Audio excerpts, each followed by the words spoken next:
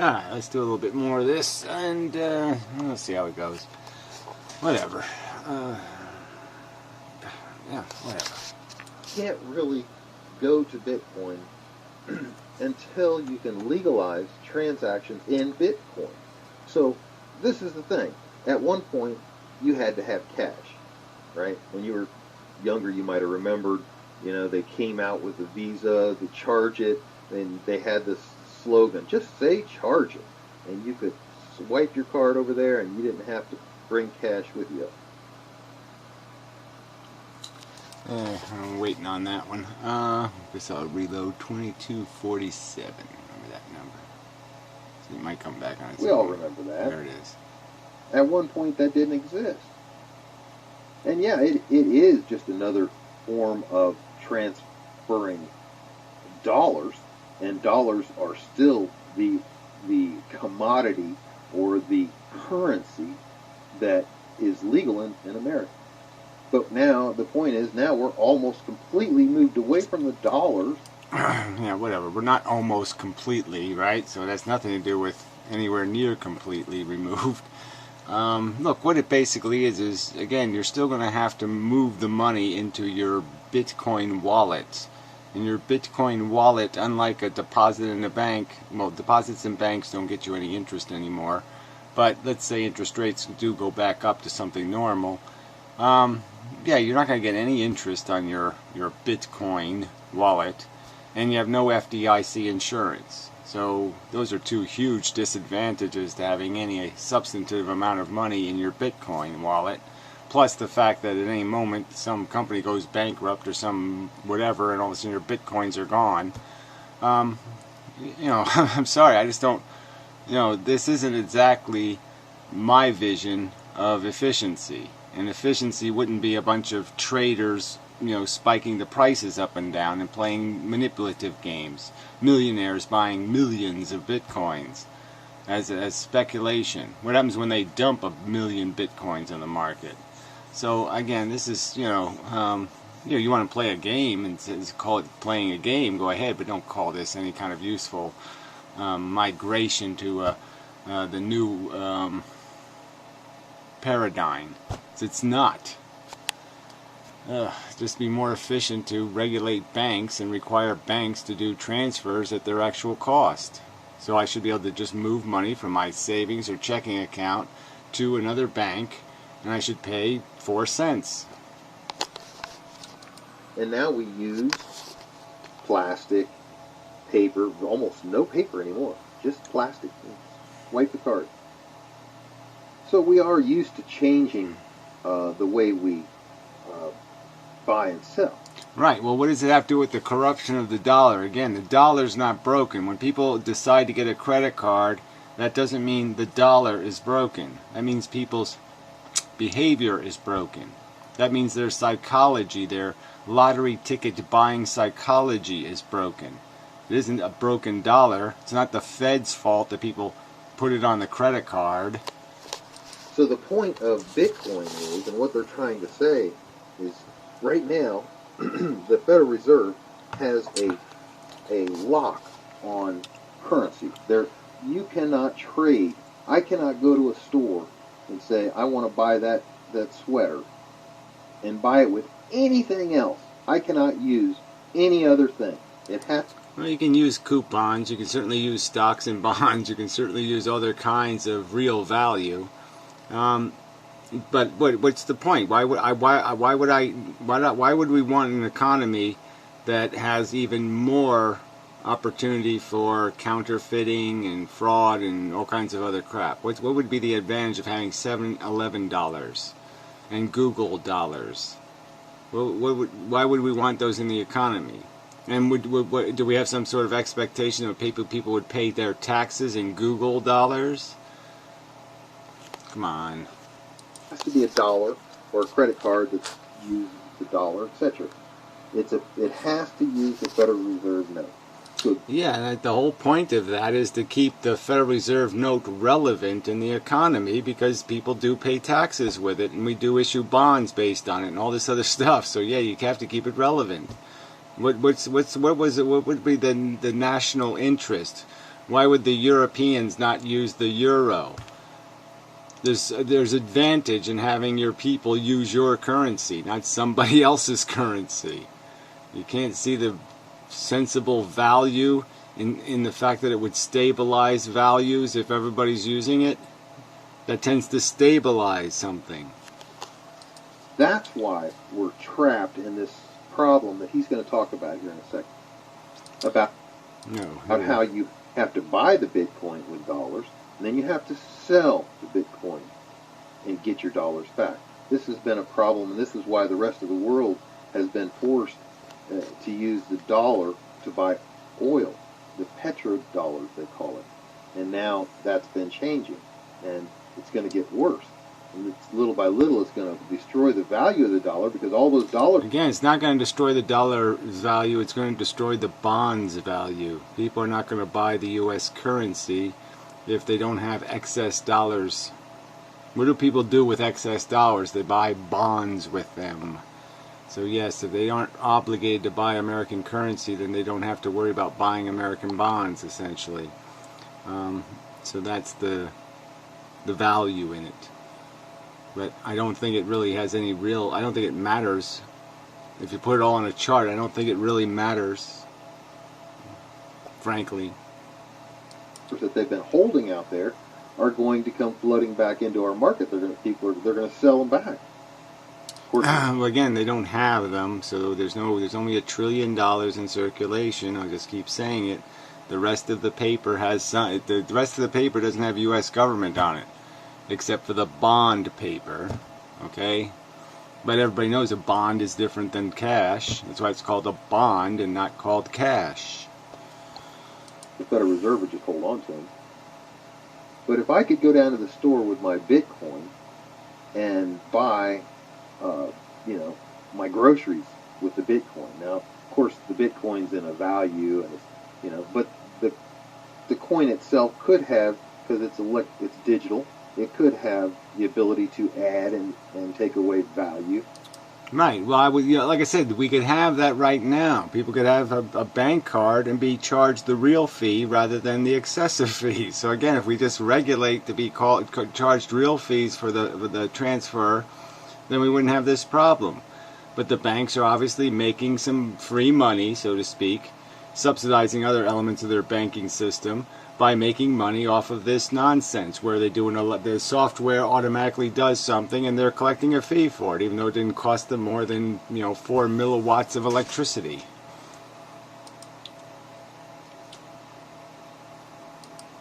Just like you do with a credit card, and it would have no connection to the dollar. Well, again, just like you do with a credit card. And when you do that with a credit card, there's a huge fee that has to be paid for the transfer. And that's the whole problem, is the fees are excessive. If I could have any other kind of currency that people accept, because that's really what it is. It's what people believe was going to hold value. Let me take this little side road real quick. I was in South America, in Argentina, back in the 80s, and I saw the value of the peso drop by, it was 1,000% inflation a year, every year. So when you went to buy something for 100 pesos this year, next year the same item would be, it's 100 pesos this year, next year it's 1,000, the year after that it's 10,000. So you can imagine this could happen with the dollar. This is exactly what they did. All they were doing was getting rid of their debt. But yeah, and again, the point is you're saying that that's already happening. It isn't already happening. Now, it may have to happen, again, because the government is so overextended. We have sold off everything to the rich. They own everything. And eventually, if we're going to pay back all these IOUs, we're not going to have the money. We don't have workers to do enough gulag work to pay the bill. So yeah, if something happens and people want real dollars out of the bank, if they're going to need the FDIC insurance is now insuring $6 trillion in deposits, and there's $30 billion in the FDIC insurance fund. So obviously that $30 billion isn't going to cover $6 trillion in insured assets. So if things start going south, where are they going to get the money? And the obvious answer is they're going to have to print it. by raising, getting rid of the value of their bills. So what the store owners would do, the law required them to deal only in pesos. They couldn't use dollars. But dollars were the most stable currency at the time. So what they would do is immediately at the end of the day, they would run down to the exchange place and buy dollars, because their pesos were losing value so fast they didn't want to sleep on them. So, to them the dollar was going up in value. And right, again, so is that what you were going to suggest would be the proper prescription for America when the crisis hits? It should, everybody should just buy euros? I mean, the problem is if we don't have the money, then obviously we have to pay some percentage of the debt back. 10 cents on the dollar or 25 cents on the dollar, and the only way to do that is to create some sort of inflation that destroys the value of the dollar. So we can pay back the whole debt, but we're paying it back in dollars that are only worth 1/10 of what the dollar was worth that we borrowed. But yeah, that's the only solution. So what good does this do anybody? Okay, these little gimmicky games you're talking about, well, people have to do this and people have to do that. Well, maybe people shouldn't have gotten in debt in the first place, and then they wouldn't have to do all that shit, would they? To us, at that time, the dollar either maintained its value very well, or it was actually going up in value as compared to the rest of the world. Well, compared to the rest of the world is kind of bullshit. I mean, obviously it goes up in value after it goes down in value compared to the rest of the world. All right, but over time, what the dollar does is diminish in value slightly over time. There's a little bit of inflation or devaluation built into the structure of the dollar. That's why there's $1 trillion in circulation, and 20 years ago there was 600,000, and then there was 500,000 and 400,000. Yeah, that's the idea. It could create a little bit of inflation so people don't hoard dollars, so they don't keep dollars as a commodity, because it's not a commodity. It's a transaction currency. It is intended to have no value in and of itself. Because, you might not notice it in our country, but you would notice it in buying items. Like if you went down to the store, you'd notice, gee, that drill is a lot cheaper than it was a couple of years ago. And that computer, wow, technology has gone down, because almost everything that we buy now is made in China or Japan or some other country, usually a country that's cheaper in labor, like China. So my main point is, look, if you're gonna argue that the Bitcoin isn't as good as the dollar, then you have to put them both on the same footing and say, the United States has to legalize the use of Bitcoin so that I can. Yeah, again, so why should the United States government do that? Why should they legalize some currency you're going to transfer stuff into electronically turn it back into a bank account? Why don't they just legalize transferring money from one bank to another bank at the real cost? The only reason why you want to put everything into some other currency is because you want to hide your money. That's all.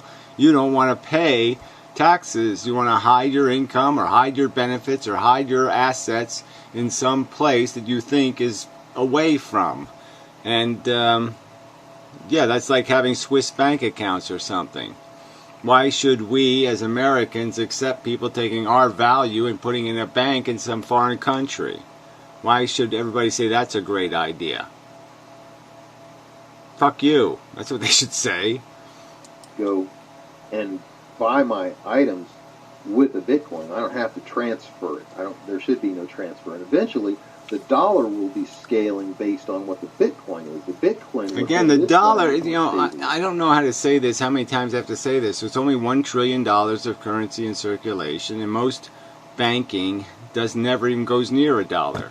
It's just transferring bits of value. Bits in one bank go to the bits in the other bank. That's all. There's no dollar involved in any of that. There's no paper dollar going back and forth. None of that's happening. So we already have the system now. We just don't have the infrastructure, and Bitcoin doesn't create the infrastructure. It creates this farce of an infrastructure where we create a commodity, a fake commodity, something not made out of gold, and say, let's all buy the fake gold. Let's buy the fool's gold and pretend it's a commodity. And it's nothing. You're too stupid. You don't get it. Transactions are not the same as commodities. It's simple. Because the dollar is the one that's constantly crashing. It's constantly going down. And right now it's been going down majorly. And the only time that it really hurts us is during these crashes, these busts and booms. It hurts us.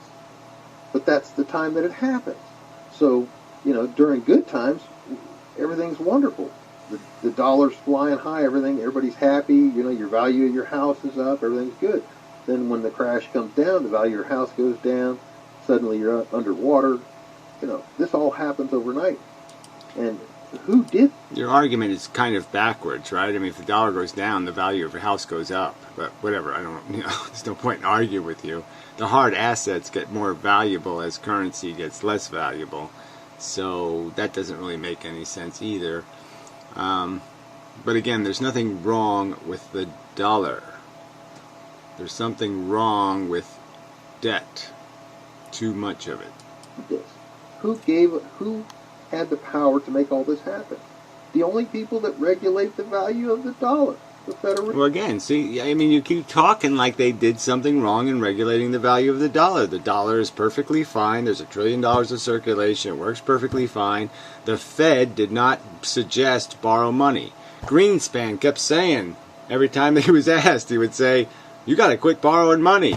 You got to quit borrowing money. You got to quit borrowing money. It wasn't his idea to borrow money, jackass.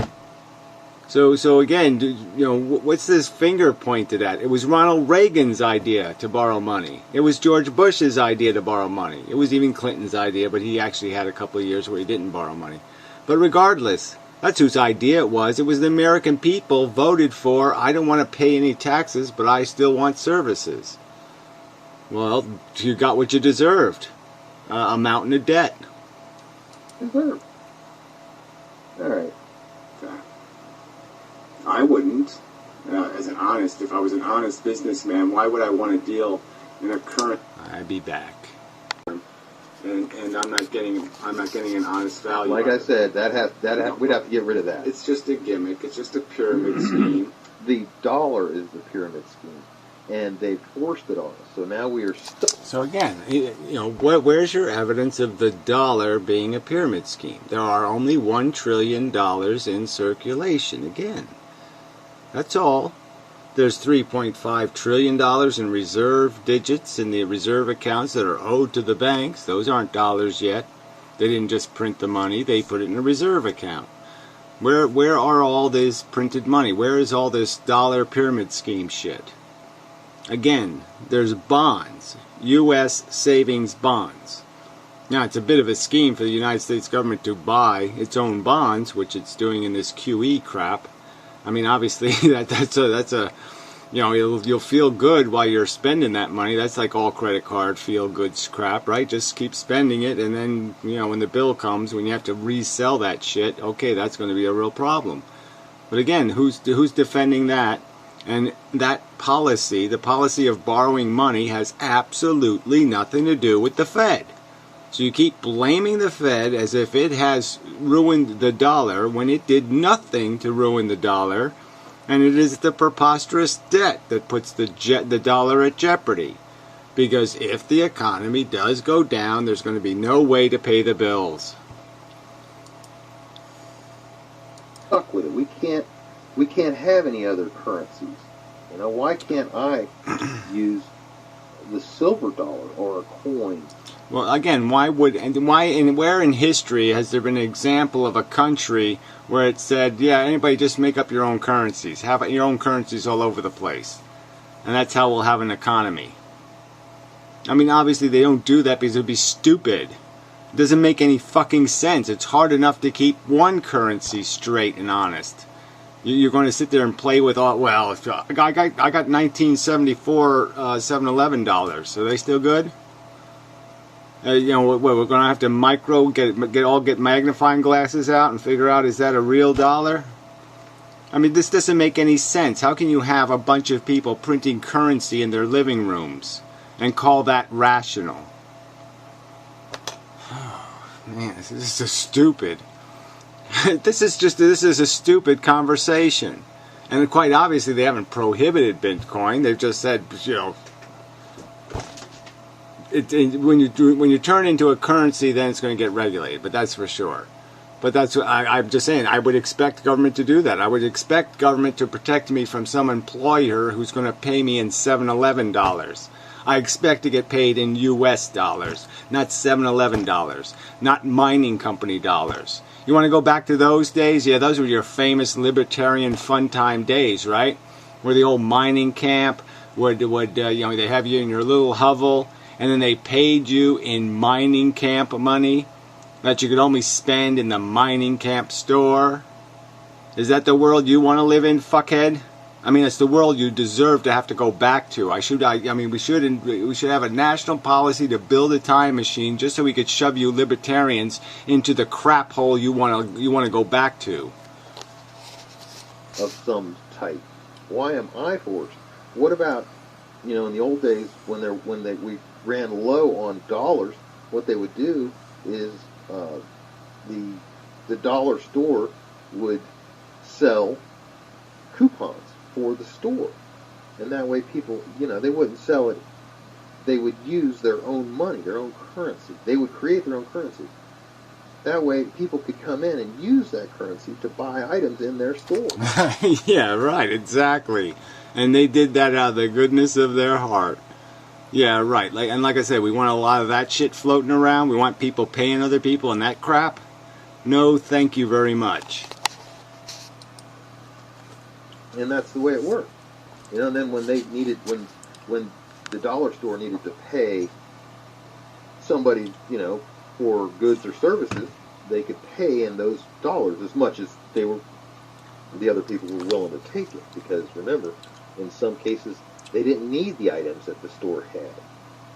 But yeah, in some cases they didn't have any choice, did they either? So exactly. So look, I mean, this is a stupid conversation. I mean, this is just stupid. I just don't know what you people think. You think you can just manufacture everything in your kitchen or living room, so we can have cure for cancer, we can have more efficient automobiles, we just all build it in our own little yards, and everything will be worked out just right. You know, we'll all have our own little currency.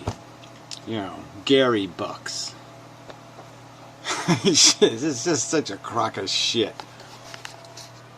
At least they knew they could trade in those dollars, those bills, to somebody else that did go to that store. Yeah, Confederate money worked out so like well. I said, because it was bastard. I mean, you know, everybody knows that the Confederate money worked out really well. Anyway, I'll be back. It was ruined. Because it's good at neither. It shouldn't be a commodity. And that's the truth about money. Money shouldn't be a commodity, but unfortunately it is. Yeah, okay, so you're just conceding my point. So all this huff and puff is for absolutely nothing. You're conceding the point. That if you're going to create a transfer currency, if you want to make transfers efficient, you don't do it by commoditizing the transfer currency. And that's exactly what they did. They turned it to something speculators are playing with rather than a functional transfer currency. So you just made my point for me, and yet you're going to argue as if I said something wrong. So fuck you. This is just bullshit. Because when something has intrinsic value, then it's a commodity. And if it doesn't have intrinsic value, it's a fiat currency. It's just a piece of paper. Or just a... Well, again, this whole fiat currency is the wrong way to put it, because they're not making the currency, okay? Like, in the past, the banks actually made the currency. Like, you go back 500 years ago, medieval times or something, okay? A bank was an institution where that you brought your gold in, and they created notes just to make it so people couldn't steal stuff, right? So people didn't have to walk around with gold that people could steal. So they made these little dollars, and they put little notes on them so people couldn't use them different ways. But anyway, they started creating bankers' notes and they became stable. People would find them useful. So the notes became more and more stable, more and more reliable as a currency. And the bankers would actually print more of it as they made loans. They would actually print more of it into the economy. And so that was a fiat currency in the sense they didn't have gold deposits backing up the extra money they were putting into the economy. So instead of waiting for the gold to come in before they made a note, they would loan a note based on no collateral, no gold in the pocket. And that's fiat, okay? The dollar isn't fiat. They haven't printed dollars like more dollar bills went into the economy with every loan. No, with every loan, the Fed gives the banks the cash in new bills. They give them the bills to loan to somebody if they need actual cash. In most of the cases, the loans don't even need actual cash, but it doesn't matter. And what takes place then is the bills come back to the Fed when they have to be cleaned or whatever, and then it goes right into the reserve accounts again. And then when the banks need cash, they request the money out of the reserve account, and it's given to them in cash, in greenbacks. But there is no creation of greenbacks in this process. When loans go out, there's not extra greenbacks in the economy. The greenbacks are their bankers' digits are created, not greenbacks. Notes, IOUs are created. The greenbacks come back. That's why there's only $1 trillion in circulation. So it's not a fiat currency. It's fiat banking. There's a difference. Value on a blink on a computer screen. You know, if it's gold, I can get my coin. if the economy goes to hell in a handbasket, at least I've got that gold, as much as it's worth. Some people say it's worthless. Some people say it's worth what you can use it for. Some people like it for beauty. It doesn't matter. The point is, in a desperate economy, it may not be worth much because everybody's going to be counterfeiting it. So everybody's not going to want to spend $500 to find out if the gold somebody just gave them is full of lead or full of some other element, some clever counterfeit. So again, that's not going to be too useful in a desperate economy as a real commodity. You're still going to need probably to make deals with each other based on exchanging pieces of paper, promissory notes saying, yes, let's make an exchange. I owe you 500 bales of wheat. You are going to let me borrow your horse for 4 weeks. But anyway, the bottom line is there's no, you're just, it's not fair to the circumstance to say the dollar's value has been ruined by fiatness, because it hasn't. Whatever. Gold has been one of the most stable and excellent. I mean, I don't even know what to say about that. The most stable over time? What do you mean? Gold was $40 an ounce or something in 1970. Where's the stability in that? It sounds kind of bubbly, not stably. It sounds like bubble. Jeez. Holders of, like oil or something. Oil was what, 10 years ago, $25 a barrel? Value. And in the past, that's what the kings used. That's what people used throughout history. Rich people would store their value in gold because it would hold the value the best. I mean, we can see, and I've said this before. Yeah, it's a rare element. That's right. So, but again, transaction currency versus commodity, they're not the same thing. And I don't personally think, like I said, why don't people still use gold in transactions? It's because, yes, they don't have the time to sit there and figure out whether somebody's gold coin is real gold. So they don't accept it because they can't trust it. The dollar's value crashes on purpose. They do it on purpose. They would like it to be about 4 or 5% inflation a year. They like that. They want. That's a lie. So again, that's just a lie. Nobody likes that. Nobody wants 4 or 5% inflation a year, and obviously it's been deflation lately. So that's just bullshit. So why don't you just lie some more? I mean, really, what the fuck's the point of having a conversation when somebody's just going to lie, and that's just a lie? Value go down. What we have saved, they don't like it.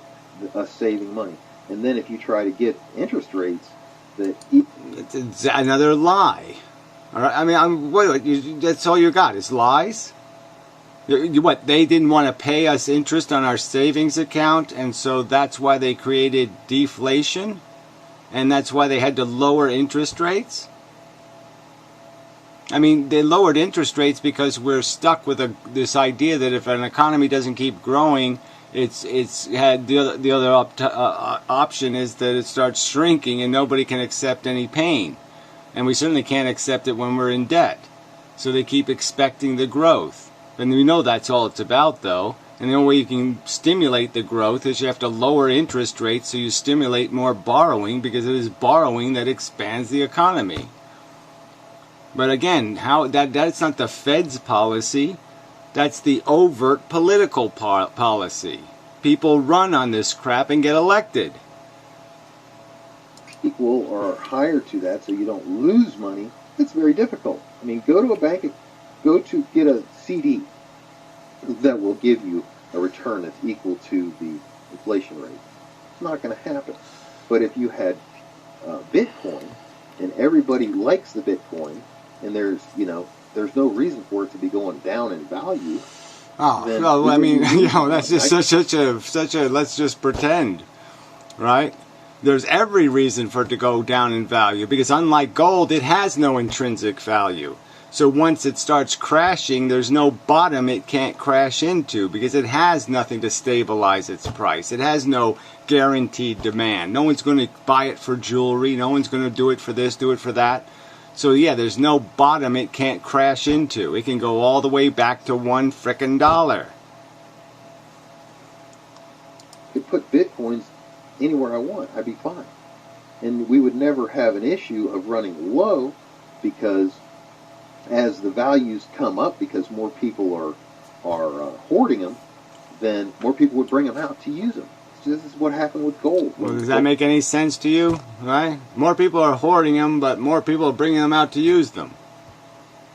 So they're hoarding them and using them. Hoarding makes people use them. I don't think so. You bubble the price and the price will crash. And again, if I was a reasonable retailer, why would I want my business ruined on stupid speculation? Yeah, it's all fun when it's all going up, but it's really not so much fun when you watch all of your value disappear in 2 days. Gold values go down. People quit mining gold. They quit mining Bitcoins. But if you increase the value, then everybody's out there trying to get more. And when you get more, the value comes back down because there's more on the market. This is why gold has always worked so well. Again, you keep comparing it to a commodity that has intrinsic social value. That's been, like you just said, it's been durable value for centuries. So Bitcoin has no such intrinsic value. It has zero intrinsic value. So again, it's just talk. A Barbie doll has more value, an old Barbie doll or a Babe Ruth card probably has more value than a Bitcoin intrinsically. Yeah. It's not value intrinsically, it's not wheat, it's not oil. Okay, I'm probably making that point, but anyway, I'll come back. So we have no money that has intrinsic value that you're talking about. And because it's a speculator. So we have no money that has intrinsic value. Yes, that's right. Cash has no intrinsic value. The ink's not worth anything. The paper, no, it's no intrinsic value. It's correct. This playground, it's ruined as a transaction. You're talking about the dollar too. What people doing is So talking about the dollar too. The dollar, we just agreed, has no intrinsic value, so there would be no incentive to hoard it. speculating with your transaction currency. That's what they do with the dollar. There you go.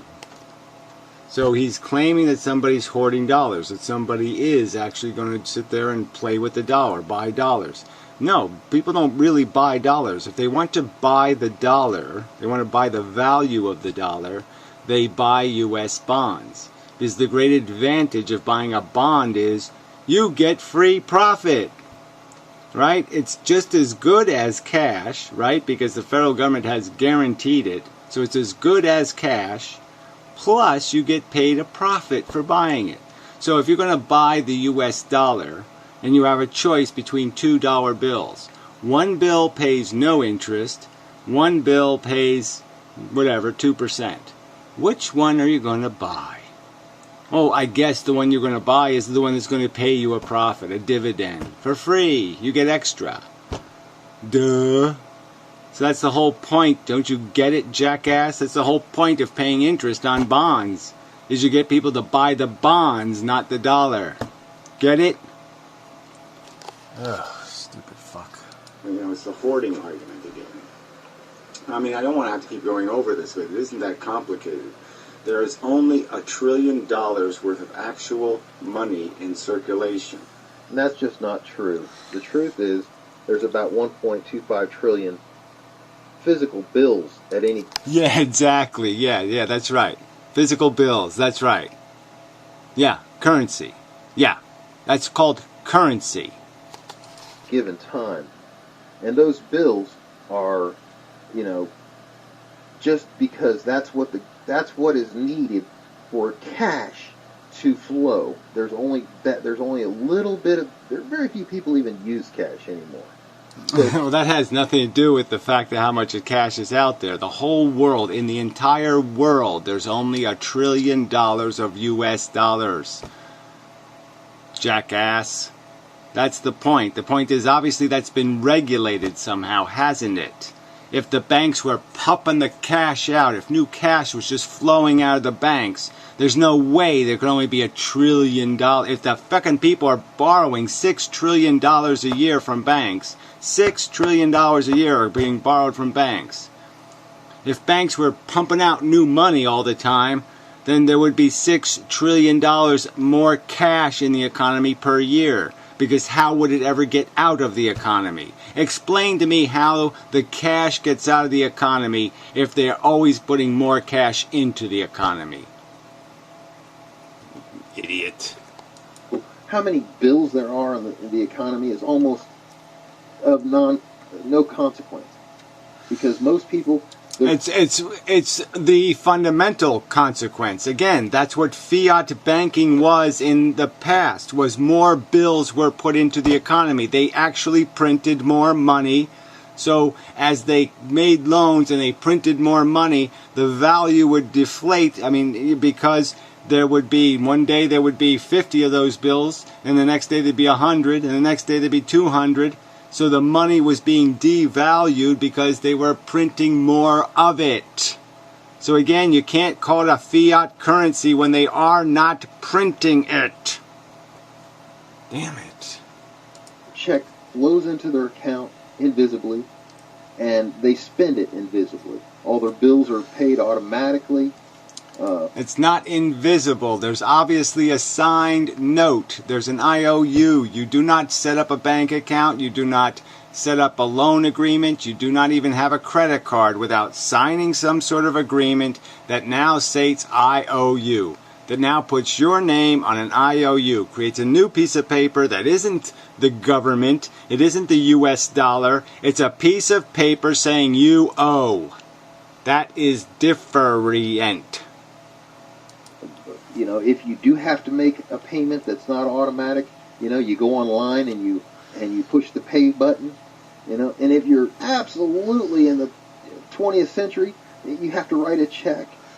But almost nobody takes cash down and pays their water bill. Again, and that has nothing to do with the value of the dollar. It has absolutely nothing to do with the value of the dollar. Those things are denominated in dollars. They are not dollars. The digits in the bank are not dollars. The digits in your PayPal account are not dollars. They're denominated IOUs in the bank. They're denominated in dollars. Because IBM stock says this is worth 20 US dollars, does that mean it's a US dollar? Because it's denominated in dollars? Because somebody says the price is worth that many dollars? Does that mean it is?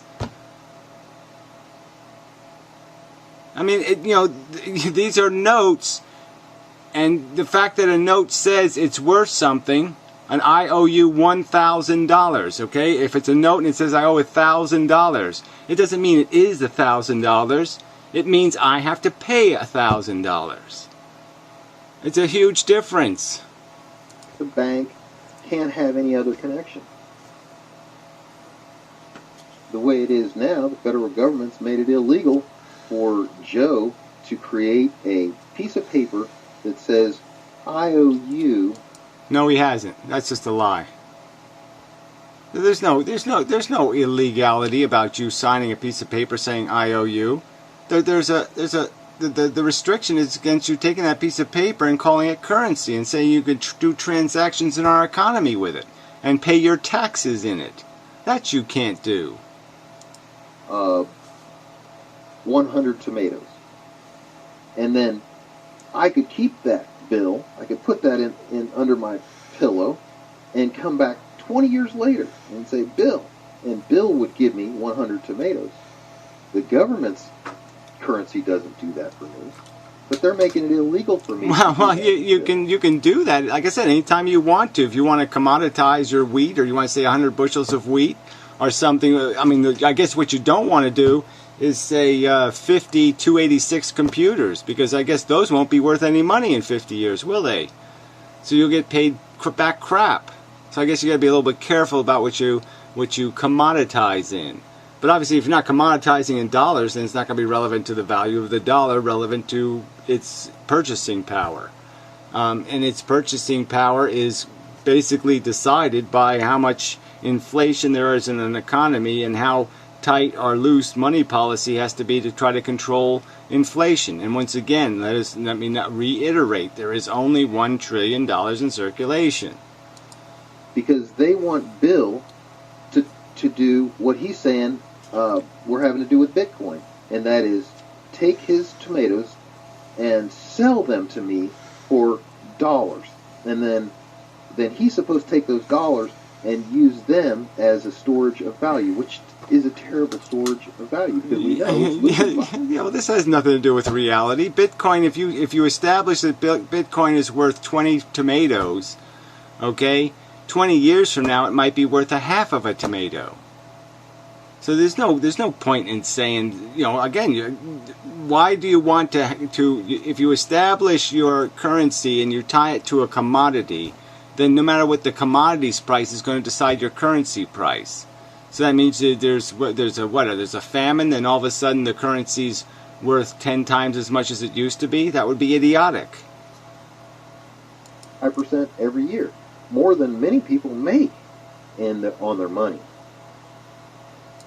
Well, even this whole, even the whole word "make" on their money, you're in trouble right there. So my argument would be for Bitcoin or for any currency that people have faith in. Well, what people have faith in it? Again, don't try giving me none of that fucking shit.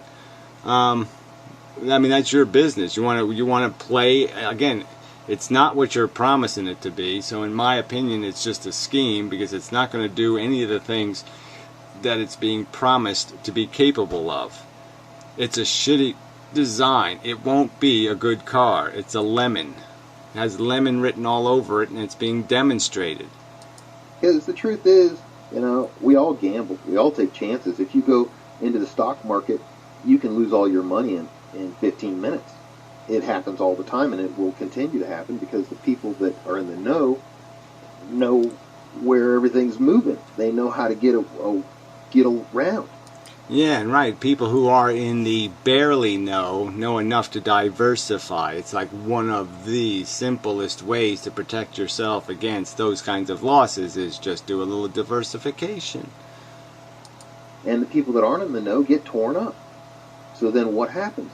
Then the government or the people with their taxes come and bail out these people that come crashing down with food stamps and rent. Oh, come on, yeah. They bail them out with food stamps. So now we're bailing out welfare people who lost their money in the stock market. Is that your theory now, that that's what's driving the country down?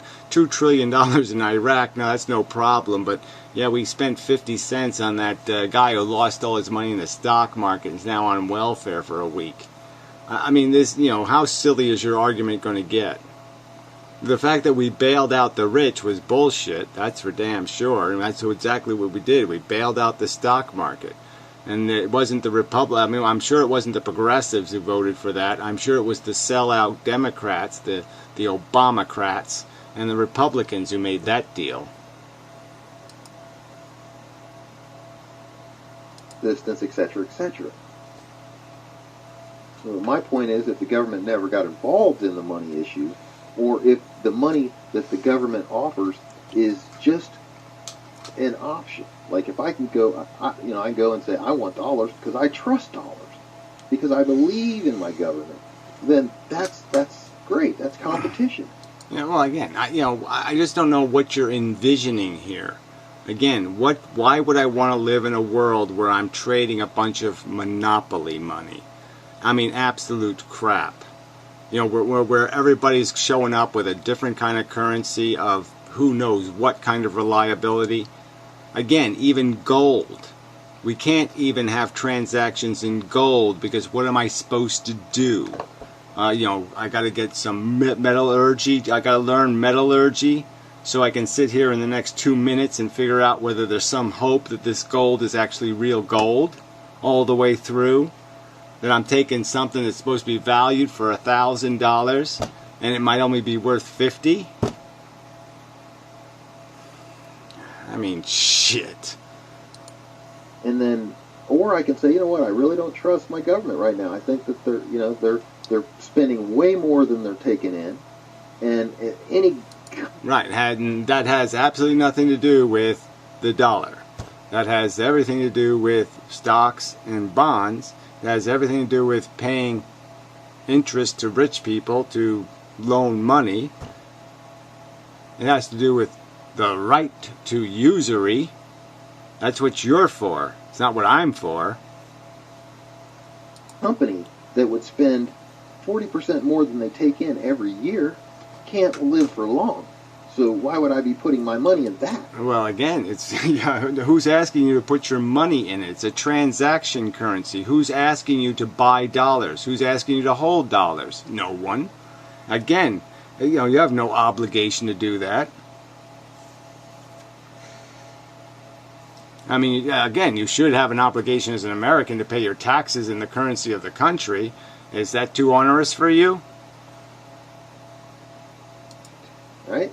I'd be buying Joe's tomato pads. I'd be doing whatever, I'd be buying stuff that I need. I'd be getting connections with all my suppliers and getting long-term contracts so that I have my food and all my stuff. I don't have to worry about price increases because I've already got my connection. If I need wheat, I got Bill and Bill's farm. Yeah, whatever. That's your trust network, okay? So yeah, you got some guy you can trust. Okay, for an IOU, he owes you 1,000 bushels of wheat. Well, how do you know he's not deficit spending?